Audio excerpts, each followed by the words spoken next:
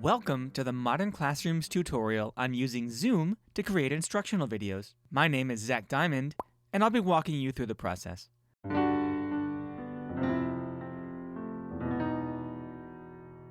While video recording clearly isn't the primary function of Zoom, many creative educators have found that it's a simple way to screencast and build high-quality instructional videos without too much technical overhead or familiarity with video production. There are many different options to choose from when recording an instructional video, and I know some teachers are apprehensive about the technical aspects of working with video. That's why I want to frame this tutorial and the entire process from the perspective that screencasting is not scary. It sounds technical, but here's a secret. The hard part is planning and delivering the lecture. Zoom makes it really simple to use skills we already have to simply record yourself teaching in whatever way best suits you and your style. One of the reasons I recommend Zoom as a video recording tool is that teachers are already familiar with delivering instruction over Zoom, and as you'll see, its recording features allow us to simply deliver the lecture as normal with the added benefit that our voice and presentation are recorded. Keep in mind that Zoom is not really a recording or screencasting tool, so there are no editing or screencasting features at all. Our goal here is simplicity, and because Zoom is both simple and familiar, it will allow us to get our instructional video recorded with very little technical overhead.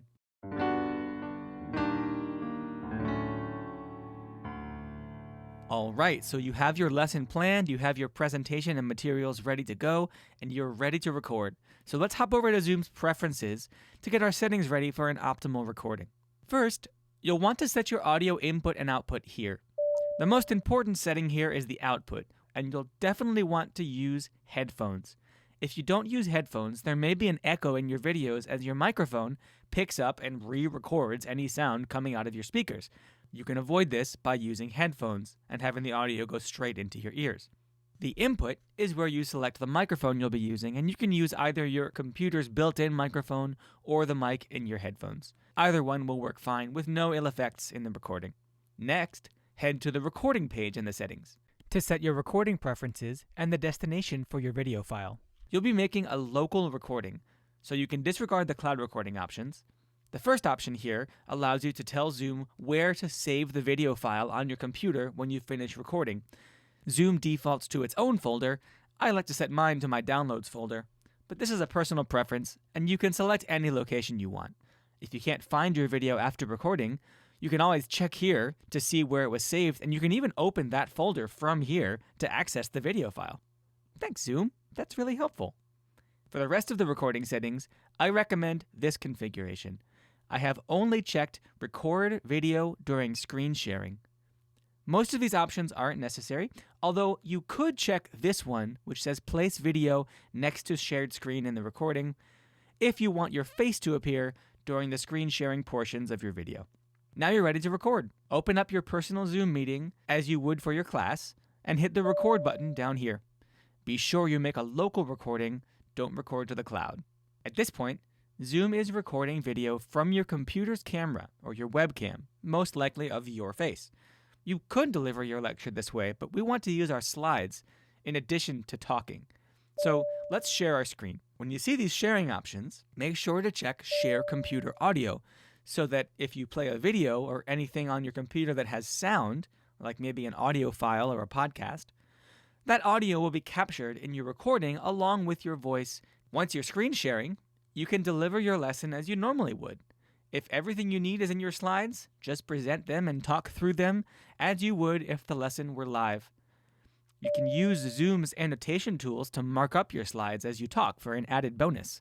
We know instructional videos are more engaging when there's movement on the screen, so you should definitely practice this and highlight or underline important points as you speak, or go further and draw in figures or diagrams, or type text. Finally, remember that you aren't limited to your slides. If you want to give examples, you can navigate to web pages or play YouTube videos to augment your presentations, or if you're teaching something that students will actually be doing on their computers, you could demo it yourself for a more traditional screencast type tutorial. For example, if I were teaching a math lesson on using a graphing calculator to plot quadratic equations, I could open up the graphing calculator on my computer and model the way that students should use that tool in my instructional video as a part of the actual lesson. Once you're done with the recording, stop sharing, stop recording, and end the meeting.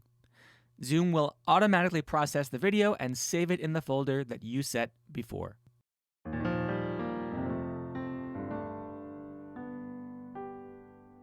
At this point, you have finished recording your instructional video. It lives in a video file that you should be able to locate on your computer, and it's ready to go. Previewing it, we can see everything I shared on my screen, including annotations, and we can hear the sound from the video I played. So, infinity. Now, like I said, infinity is not a number. Note also that the actual Zoom tools, where I selected annotation tools, where I started and stopped the recording, all that stuff, they were not captured in the recording. You could simply attach this to a post in your LMS, or you could upload it to cloud storage, such as Google Drive, OneDrive, or Dropbox, and link it on an assignment, or you could upload it to a video hosting platform like Edpuzzle or even YouTube to share with your students.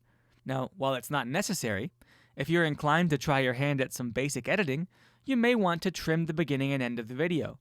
Again, it's not necessary to cut these parts, but it will tighten up your video a bit.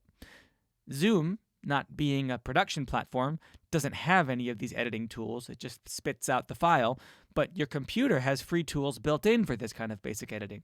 On a Mac, you can use the Finder to trim your video by simply selecting the file and hitting Trim right here and dragging the beginning and end of the video file to the beginning and end of your actual lesson.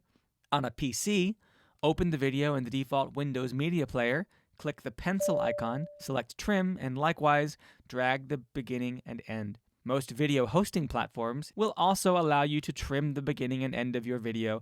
As you can see here, I used Edpuzzle's trim tool, which is basically identical to the Mac and the PC's pre-installed tools.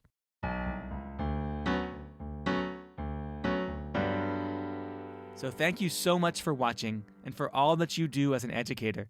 I hope this tutorial was helpful for you and that the simplicity and ease of use of Zoom's recording tools demystifies the process of building instructional videos and screencasting. Remember, you already know how to deliver these lessons on Zoom or in person, so just hit that record button and let your teacher self shine. Best of luck. Have fun.